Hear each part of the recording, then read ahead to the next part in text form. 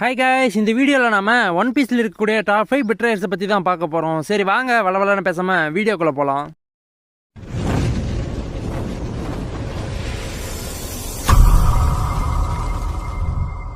இந்த லிஸ்ட்டில் 5வது பிளேஸை பிடிச்சிருக்கிறது யாருன்னா ஸ்கிராட்ச்மேன். அப்போ தான் இவன் என்ன பண்ணான்றதை பார்க்கறதுக்கு முன்னாடி இவனோட பவர்ஸ் என்னன்னு தெரிஞ்சுக்கலாம். ஆக்சுவலாக இவன் ஒரு டெவில் ஃப்ரூட் யூசர். இவன் சாப்பிட்டு டெவில் ஃப்ரூட் நேம் என்னன்னா ஓட்டோ நோமி தான். இவனோட பவர்ஸ் என்னன்னா அவன் பாடியவே இன்ஸ்ட்ருமெண்ட்டாக மாற்றி வாசிப்பான். அந்த சவுண்டை யாரு கேட்டாலும் அவன் சவுண்டை வச்சா ஹிட் பண்ணுவான். இவனால ஹாக்கி பவர்ஸையும் யூஸ் பண்ண முடியும். இப்போ இவன் யாருக்கு துரோகம் பண்ணா, அதுவும் எப்படி பண்ணா அப்படின்றத பார்க்கலாம். இவன் யாருக்கு துரோகம் பண்ணான்னா நம்ம கிட்டுக்கும் பேசில் ஹாக்கின்ஸுக்கும் தான் துரோகம் பண்ணி இருந்திருப்பான். ஏன்னா ஆக்சுவலாக இவன் வந்து ஒரு கைடோவோட சபார்டினேட்டு. ஆனால் கைடோ டிஃபீட் பண்ணலாம் அவங்க ரெண்டு பேரையும் கூட்டிட்டு போய் மாட்டி வச்சிருந்திருப்பான். கைடாவை டிஃபீட் பண்ண முடியாதுன்னு தெரிஞ்சுக்கிட்ட பேசில் ஹாக்கின்ஸும் அவனோட சபார்டினேட்டா மாறி இருந்திருப்பான். ஆனா நம்ம கிட்டு மட்டும் மாறாம இருந்திருப்பான். பட் கைடோ கிட்ட டிஃபீட் பண்ணி ஜெயில போட்டு இருந்திருப்பான். அங்க வச்சு நம்ம கிட்ட வேலை வாங்கிட்டு இருந்திருப்பான். ரெண்டு பேரை கூட்டிட்டு போய் நம்ம வச்சு கல் தடுத்ததுனாலதான் அப்போ 5வது லிஸ்ட்ல பிடிச்சிருக்காப்ல. இந்த லிஸ்ட்ல 4வது இடத்த பிடிச்சிருக்கிறது யாருன்னா வேற யாரும் இல்ல, நம்ம பிளாக் பியர்ட் தான். ஆக்சுவலா இவன் ஒயிட் பியர்ட் குரூப்பை சேர்ந்தவன். டெவில் ஃப்ரூட் காசுப்பட்டு அங்க ஒருத்தனை போட்டு தள்ளிட்டு அங்க ஒயிட் பியர்டே பிட் ட்ரைவ் பண்ணிட்டு வந்திருப்பான். இவன் துரோகம் பண்ணிட்டான், அதனால இவனை போட்டு தள்ளன்றதுக்காக ஏசி இவனை தேடி வந்திருப்பான். ஆனா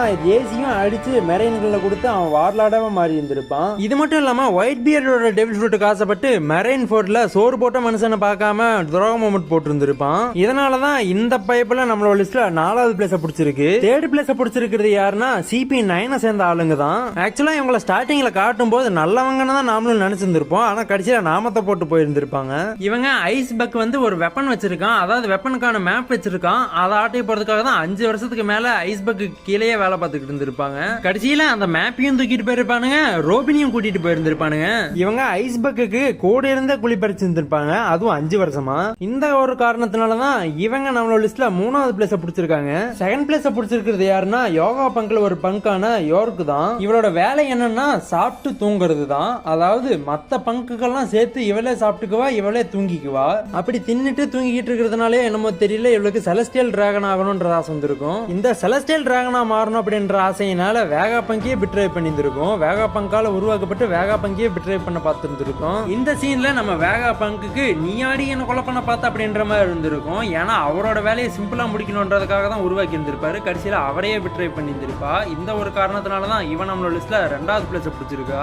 1st பிளேஸ் பிடிச்சிருக்கிறது யாருன்னா ஒன் அண்ட் ஒன்லி காஞ்சிரோ தான். இந்த காஞ்சிரோட கேரக்டர் மட்டும் துரோகம் பண்ணணும் அப்படின்றதுக்காகவே டெவலப் பண்ணப்பட்ட கேரக்டர் மாதிரி இருக்கும். ஏன்னா மற்ற 4 கேரக்டர்ஸை பார்த்தா கூட அந்த அளவுக்கு கோவம் வராது. இவன் பேச பார்த்தாலே கண்டதனமா வெட்டி போடணும் அப்படின்னு தோணும். இவனோட ஆக்டிங் எந்த அளவுக்கு இருக்கும்னா ஒரு டைம் வாடனா அவனோட ஃபாலோவர்ஸ் எல்லாத்தையும் சேர்த்து எண்ணெய் சட்டியில போட்டு வருப்பாங்க. அதுல இவனும் இருப்பான். ஆனா அவன் சாகணும்ன்றத விட வார்டன் சாகறான்னு நினைச்சு சந்தோஷப்படுவான். என்னதான் அவனுக்கு சந்தோஷமா இருந்தாலும் வார்டனை விட்டு தர மாட்டான். வார்டன் நீங்க எங்களை விட்டுட்டு போயிருங்க அப்படின்ற மாதிரி கத்திக்கிட்டு இருந்திருப்பானுங்க.